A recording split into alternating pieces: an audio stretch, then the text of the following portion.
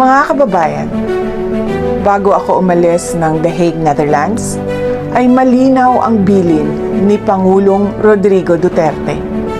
Kailangan nating magkaisa. Sa darating na halalan, mahalaga ang pagkakaisa natin sa likod ng Duterte.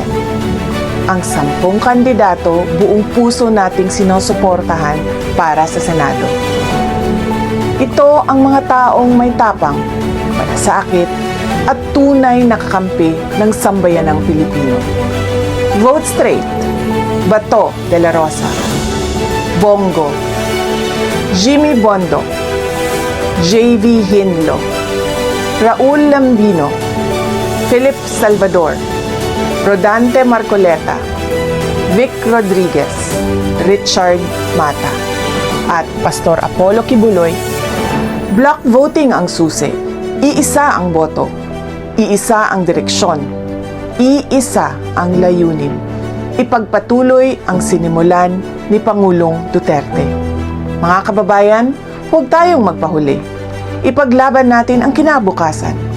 Pumili, bumoto at manindigan para sa Duterte. Syukran.